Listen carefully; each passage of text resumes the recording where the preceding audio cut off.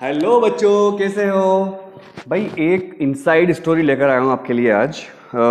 आपको पता होगा और बहुत सारी जगह से आपको खबर भी मिल गई होगी।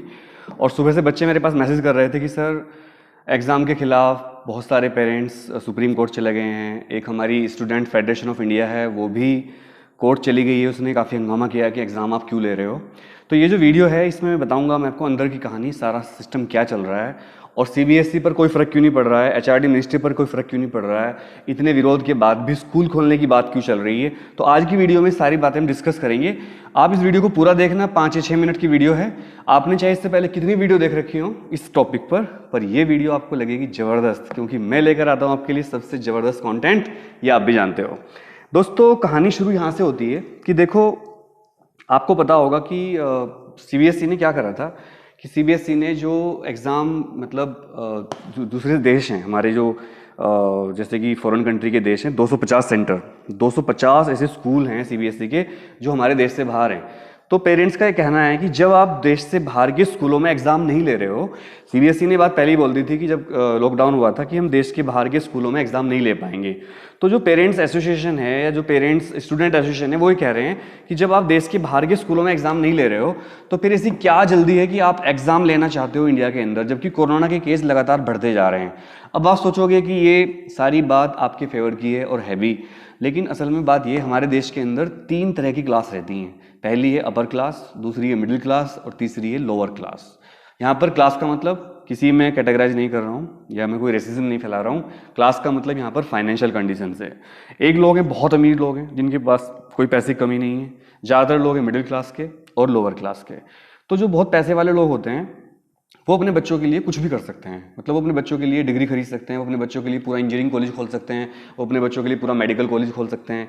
ये जो आप जगह जगह प्राइवेट कॉलेज देखते हो, प्राइवेट स्कूल देखते हो, बड़े बड़े इंजीनियरिंग कॉलेज जहाँ पर बड़ी बड़ी गाड़ियों में लड़के लड़कियाँ आते हैं पढ़ने, ये कौन खोलता है? ये क्यों खोले गए स्कूल? सोचो आप।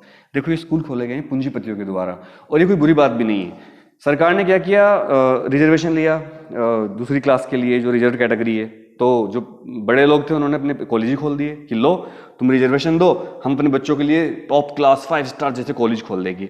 तो ये बात मैं क्यों बोल रहा हूँ यहाँ पर, वो कोई बुरी बात नहीं है, मैं पूंजीपति के खिलाफ नहीं हूँ, क्योंकि पूंजीपति होगा तो ही गरीब की रोजी रोटी चलेगी। वो इंडस्ट्री खोलेगा तभी गरीब कुछ कमाएगा।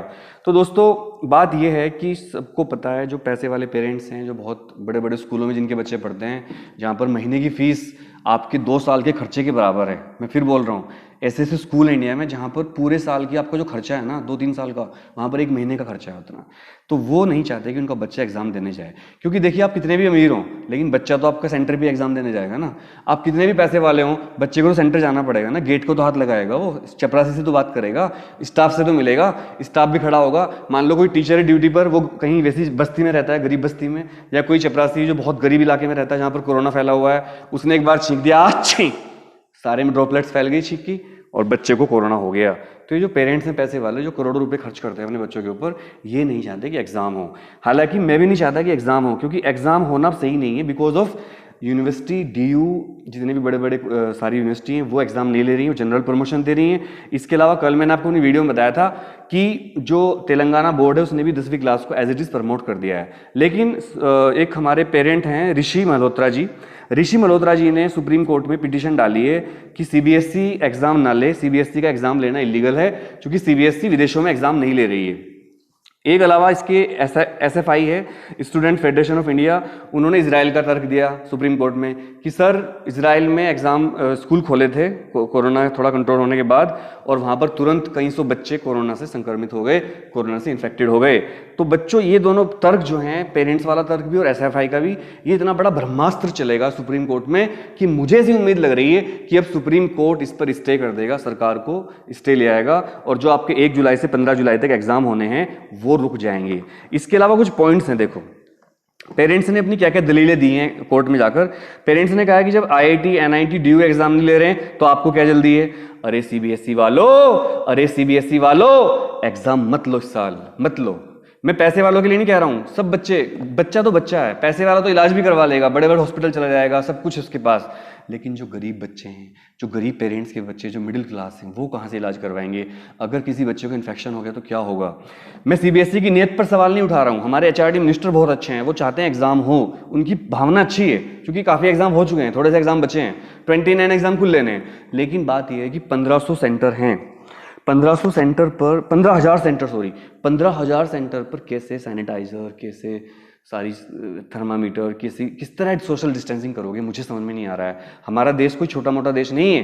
जैसे एक अभी देश की चर्चा हो रही है, न्यूजीलैंड कौन सा देश है वो, वहाँ की प्रधानमंत्री ने डांस किया, क्यों? क्योंकि वहाँ पर कोरोना खत्म हो गया। कितनी पॉपुलेशन है पता है? 50 लाख, 50 लाख पॉपुलेशन। दिल्ली की पॉपुलेशन पता है कितनी है? 2 करोड़।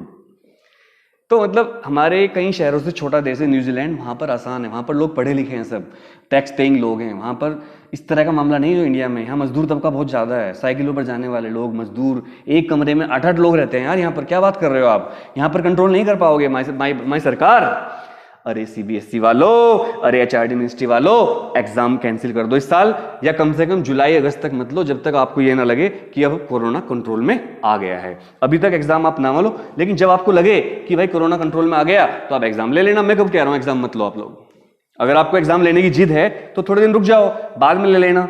इसके अलावा एक इंपॉर्टेंट बात यह है कि 4 लाख से ज़्यादा केस हो चुके हैं कोरोना के, और दिल्ली में तो कोरोना की मैंने सुना है, और मैंने एक वीडियो देखी है जिसमें जो दिल्ली के शमशान घाट हैं, कब्रिस्तान हैं, वहाँ पर जगह कम पड़ गई है, एम्बुलेंस नहीं मिल रही है, वेंटिलेटर तो छोड़ दो, कब्रिस्तान में और जो मोर्चरी होती है जहाँ पर डेड बॉडी रखी जाती है, वहाँ पर डेड बॉडी रखने तक की जगह नहीं बची।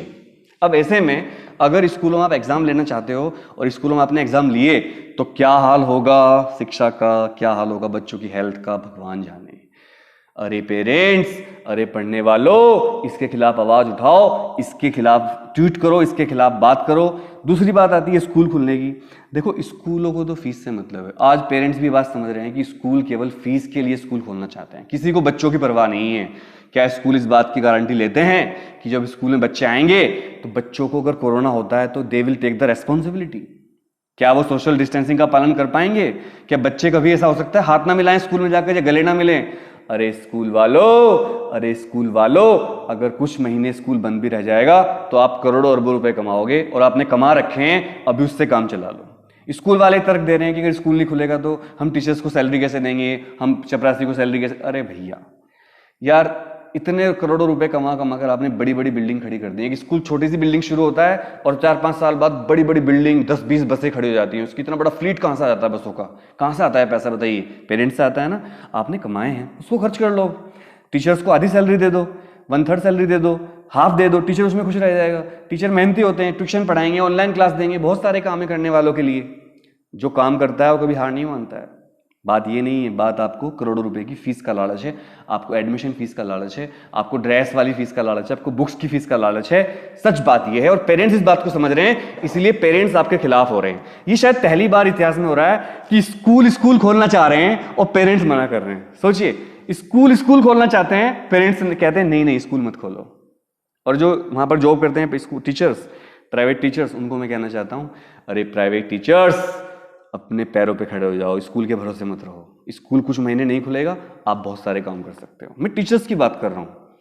और अगर कोई सिर्फ सैलरी के लिए स्कूल जा रहा था उसको तो दिक्कत होगी, पर जो असली टीचर है, जिसको पढ़ाना आता है, उसको कोई दिक्कत नहीं है। काम करने वाले को कभी रोजी रोटी का संकट पैदा नहीं होता। ये मेरा भोलेनाथ आशीर्वाद दे के भेजता है कि जिसको उसने पैदा किया है और वो काम करना चाहता है तो वो कुछ भी कर सकता है। हाँ, कोई सैलरी के लिए सिर्फ या ऐसे ही टाइम पास करने के लिए स्कूल जाता है, उसको दिक्कत आ सकती है।